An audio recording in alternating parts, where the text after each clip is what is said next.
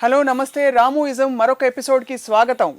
భయం రకరకాల డెఫినేషన్స్ నిర్వచనాలు ఇచ్చారు ప్రపంచంలో. ఒక విధంగా చూస్తే భయం అనేది ప్రపంచాన్ని నడిపిస్తున్న ఒక అదృశ్యమైన శక్తి. కానీ నేను ఎప్పుడూ భయపడను అని ప్రొక్లెయిమ్ చేసే రామ్ గోపాల్ వర్మ గారు భయాన్ని గురించి ఏం చెప్తారో తెలుసుకుందాం.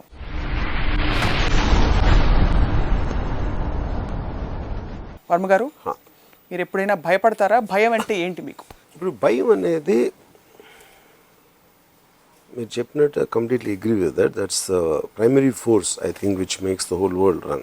ఎందుకంటే మీకు మీ దగ్గర ఉన్నది అది పోతుంది, లేకపోతే ఎవరో తీసుకెళ్ళిపోతారో, లేకపోతే దాన్ని నాశనం చేస్తారు అంటే మీకు సంబంధించింది. అది ఒక మటీరియల్ కావచ్చు, ఎమోషనల్ కావచ్చు, ఫిజికల్ బాడీలీ హామ్ అవ్వచ్చు, లేకపోతే ఇన్సెక్యూరిటీ అబౌట్ ది ఫ్యూచర్ అవ్వచ్చు, మీ పొజిషన్, ఇలాంటి రకరకాల భయంతో మనం కంటిన్యూస్గా సెక్యూరిటీ కోరుకుంటాం. సో అది మీరు దేన్ని అంత పొజెసివ్గా ఆలోచించినప్పుడు మీకు భయం అనేది ఉండదు అప్పుడు. అంటే భయానికి కోరికకి ఒక డిఫరెన్స్ ఉంది. ఒక దాంట్లో Dzire is the root cause of sorrow అని బుద్ధ అనేది ఏంటి, అక్కడ మీకు లేని దాన్ని పొందటానికి, ఉన్నదాన్ని కోల్పోవడానికి there is a fundamental difference which is where I think the difference comes you know. So అప్పుడు ఉదాహరణకి నేను ఒకసారి బాంబేలో ఉన్న 8th ఫ్లోర్ నేను నిద్రపోతాను. పొద్దున్న సడన్గా ఊగుతుంది బిల్డింగ్, ఒక 10 years బ్యాక్. నేను నిద్ర లేచేటప్పటికి ఆ షేక్ అవడం, అక్కడ ఏదో కాలుతుంది, అది చూసి అతుకువే కానీ అర్థమైంది నాకు. అది కిందకి పరిగెట్టాలా అనుకున్నాను, కానీ ఆ షేక్ అవటంతో అంత ఈ లోపల పడిపోతుంది అని అక్కడికి కూర్చుని ఇరిగినప్పుడు సౌండ్ ఎలాంటి సౌండ్ చేస్తుందని క్యూరియస్గా వింటున్నాను. అబ్సల్యూట్గా నాకు భయం లేదు. అంటే అది నార్మల్ న్యాచురల్ అని చాలామంది అడిగితే ఇఫ్ ఇట్ ఈస్ ఇన్ఎవిటబుల్ 100% వెళ్ళిపోయిన పోతాం అన్నప్పుడు దానికి మళ్ళీ ఏంటి దాని గురించి భయపడేదని అప్పుడు నా మైండ్ డైవర్ట్ అవుతుంది. ఏది బిల్డింగ్ ఎలాంటి సౌండ్ చేస్తుంది ఇరిగినప్పుడు అనే దాంట్లో నా మైండ్ డైవర్ట్ చేసుకున్నాను. అది it is about a control.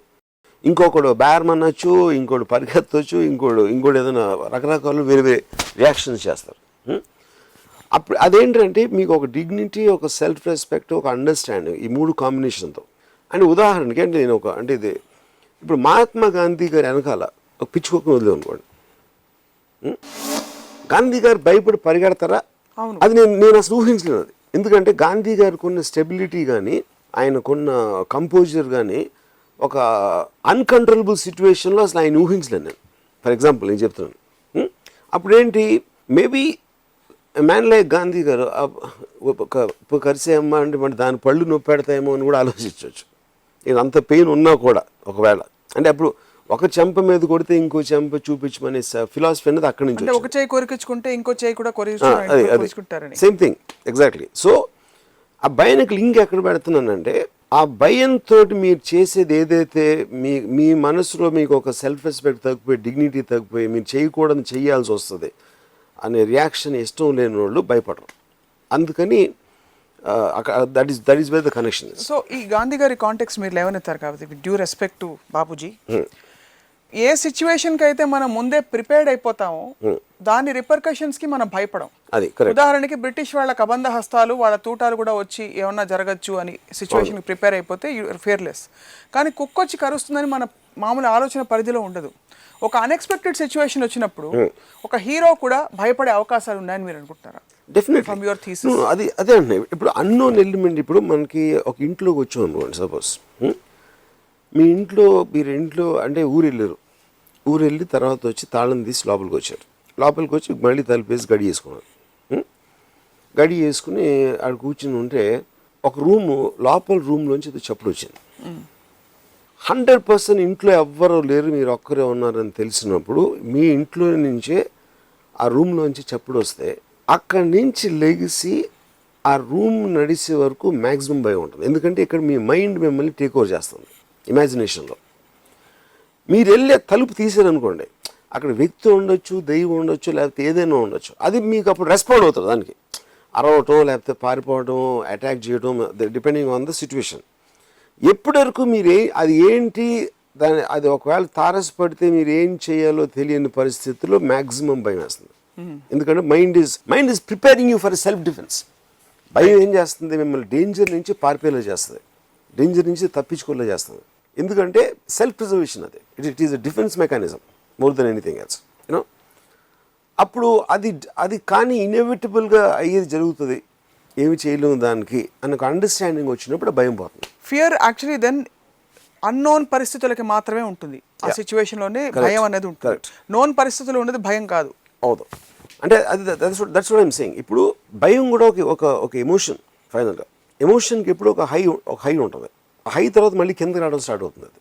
అది నేను చాలా ఫర్ ఎగ్జాంపుల్ నేను ఫ్యాక్షన్ లీడర్స్ ఉన్నారు, నేను రక్త చరిత్ర టైంలో చాలామందిని కలిసాను.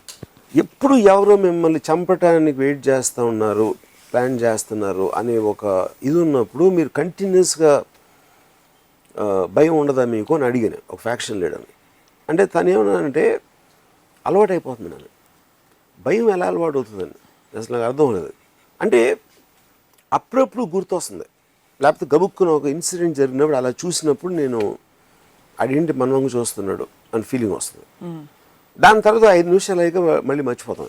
దాని తర్వాత ఇంకొక మూడ్ లేదో అనిపిస్తుంది. సో అందుకని ఎమోషన్ అనేది మీకు కంటిన్యూస్గా ఉండదు ఎప్పుడు. అది ఇంకొకళ్ళు ఏంటంటే నన్ను ఎవరు అంటే ఒక వాళ్ళు ఇంపాసిబుల్ నన్ను టచ్ చేయటం అని అనుకుని ఒక డెల్యూజన్లో వెళ్తారు.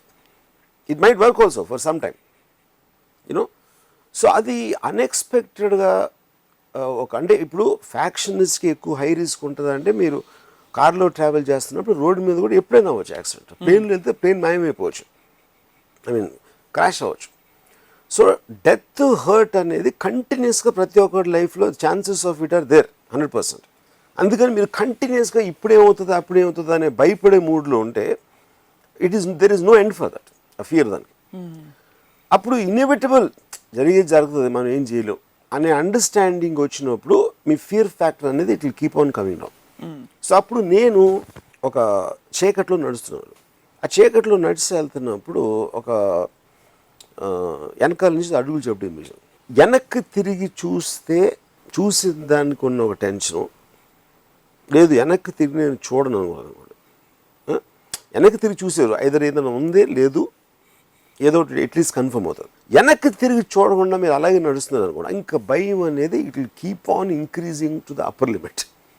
ఎందుకంటే దట్ ఈస్ వెన్, ఎందుకంటే మీ మైండ్ మీరు ఒక డేంజర్లో ఉన్నారు అని సిగ్నల్ వచ్చేసింది దానికి. వచ్చి మీలో భయం ఎంత పెంచితే మీరు అంత ఫాస్ట్గా సిచ్యువేషన్ నుంచి ఎస్కేప్ అవడానికి ట్రై చేస్తారు. వెనక్కి తిరిగి చూస్తే కన్ఫ్రంటింగ్, ఎవరు లేరు, పక్కన ఉన్నారు, ఆ సౌండ్ ఎందుకు వచ్చింది, ఎవరు లేనప్పుడు ఆ సౌండ్ ఎలా వచ్చిందని ఒక థింకింగ్ మోడ్లో మీకు ఒక డైవర్షన్ ఇస్తున్నారు మైండ్కి. So this is where you can control the point of fear. అది నేను చాలా సైకలాజికల్గా స్టడీ చేసి, అంటే ఉదాహరణకి నేను ఒక 2 ఎగ్జాంపుల్స్ చేస్తాను. భూత్ సినిమా నేను తీస్తున్నప్పుడు నేను ఒక షాట్ ఉంది దాంట్లో, ఒక వైడ్ యాంగిల్ లెన్స్, మొత్తం ఫ్లాట్ అంతా కనిపిస్తుంది.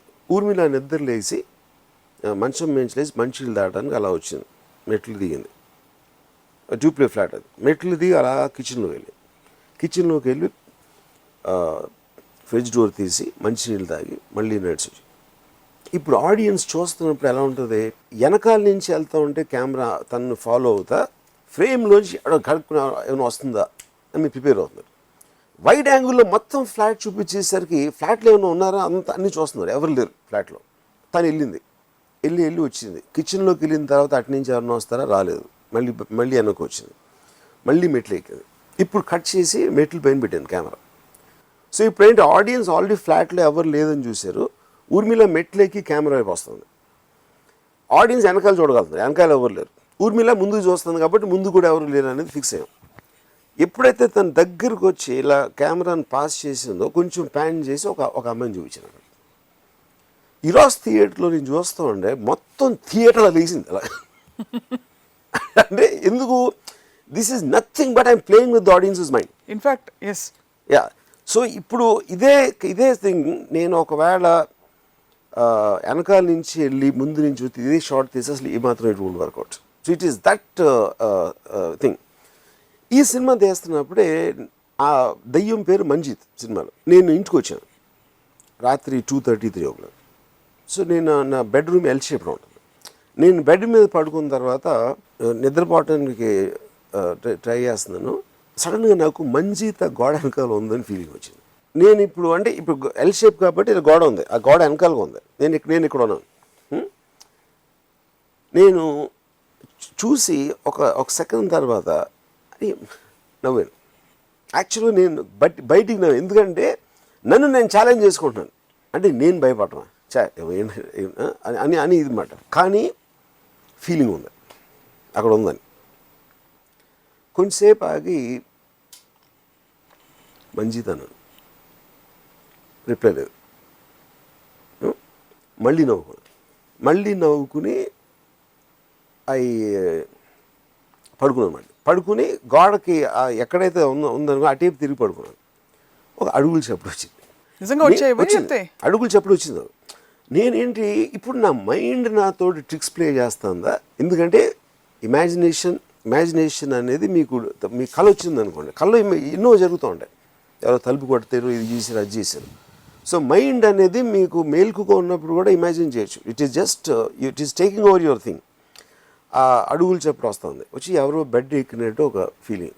ఆల్మోస్ట్ బ్రీతింగ్ ఏంటి, నన్ను గబుక్కుని వెనక్కి తిరిగితే అవ్వలేదు. మళ్ళీ అలా తిరగగానే ఎవ్వరు లేరు. అది నేను రికవర్ అయ్యేసరికి మళ్ళీ గోడ వెనకాల నుంచి ఒక చిన్న నవ్వు వచ్చింది. నేను పక్కన స్టెరియో సిస్టమ్ ఉంది, అది ఆన్ చేశాను. అది ఆన్ చేసి ఫుల్ వాల్యూమ్ పెట్టాను. అంటే స్ట్రేంజ్గా ఇప్పుడు మామూలుగా డిస్కోస్ అంటే క్లబ్ సాంగ్ లాంటివి వచ్చినప్పుడు దెయ్యం రాదా? ఎందుకంటే మనకి ఎప్పుడు ఒక డార్క్ బ్యాక్గ్రౌండ్ స్కోరు, సైలెన్సు, ఇవన్నీ అసోసియేటెడ్.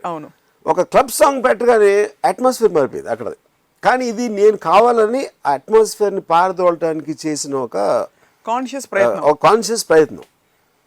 కానీ స్ట్రేంజ్గా ఇది వస్తూ ఉంటే మళ్ళీ చెవులు ఎందుకంటే ఒకసారి నవ్వు వినిపించినట్టు అనిపించింది కాబట్టి దీన్ని ఓవర్కమ్ చేసి వినిపిస్తుందా అని విధి వినకుండా my years were concentrating on what is happening అక్కడ. తర్వాత అది కట్టేసాను, మళ్ళీ సడన్ సైలెన్స్. ఇప్పుడు లెగసీ వెళ్ళి చూద్దామని I was bracing my self. ఈ లెవెల్లో ఐడియా వచ్చింది నాకు. ఐడియా వచ్చి నా ఫోన్ తీసుకుని మంజీత్ రోల్ ఎవరైతే చేస్తున్నారో ఆ అమ్మాయికి ఫోన్ చేశాను. ఆ అమ్మాయి ఫోన్ అయితే హాయ్ సార్ అనేది తను ఇంత లేట్గా ఎందుకు చేశాను అమ్మాయి అనుకుంది. అంటే ఆ సీన్ భలే చేసావు నువ్వు ఏదేదో చెప్పేసి కాసేపు ఆ అమ్మాయితో మాట్లాడి అది పెట్టేసి అప్పుడు వెళ్ళి చూసాను అన్నమాట. యూనో, సో నాకు ఈ అన్ని చోట్ల భయం అనేది ఒక ఫ్యాక్టర్. రెండోది I'm getting very amuse with my self. అంటే నేను భయపడుతున్న టైంలోనే నాలోంచి నేను బయటకు వచ్చి మళ్ళీ నన్ను స్టడీ చేయటం మొదలెట్టాను. ఈ మొత్తం ప్రాసెస్లో స్టెరియో వేస్తే స్టెరియో ఎందుకు వేసావా అని నాలో ఇంకొక పర్సనాలిటీ బయటకు వచ్చి ఏ మైండ్ సెట్లో నేను స్టెరియో సిస్టమ్ ఆన్ చేశాను, ఏ మైండ్ సెట్లో నవ్వు ఎందుకన్నా అనిపించింది. So I'm getting amuse with myself at the same time as I'm getting scared. Same thing మీరు ఆడియన్స్లో కూడా చూస్తారు, ఇది ఆడిటోరియంలో ఎప్పుడు భయపడి నవ్వుకుంటారు. లేకపోతే పక్కోడు ఎక్స్ప్రెషన్, రెండోసారి హారర్ సినిమా చూస్తే పక్కనోడు expression it gives you more entertainment and laughter than actual fear. So భయానికి హ్యూమర్కి I think there is a very strange connection.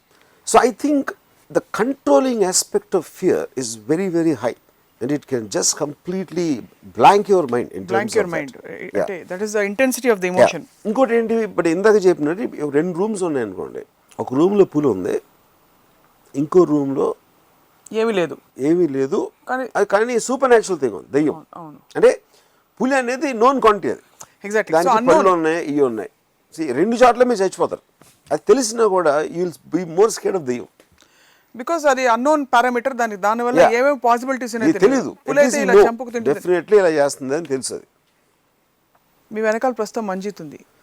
నా వెనకాల థ్యాంక్స్, నేనే మంజీత్ని. రాము రూపంలో వచ్చారు ఇక్కడికి. చెప్పినట్టు ఈ ఎమోషన్స్ అనేది ప్రతి మనిషిలో ఉంటాయి. ఫియరో, డిజైరో, లేకపోతే ఇంట్రెస్ట్. ఒక బయాలజిస్ట్ ఉన్నాడు వాడు, ఒక న్యాచురలిస్ట్. ఆడు పావును genuinely that person might be having that. And ఒక small guy, 5 foot 6 inch guy ఇలా ఉన్నాను అనేది ఆల్రెడీ అచీవ్మెంట్. అంటే మీ ఈగో ఐడెంటిటీ నాకు లేదు, అసలు ఈగో అనేది నాకు 0.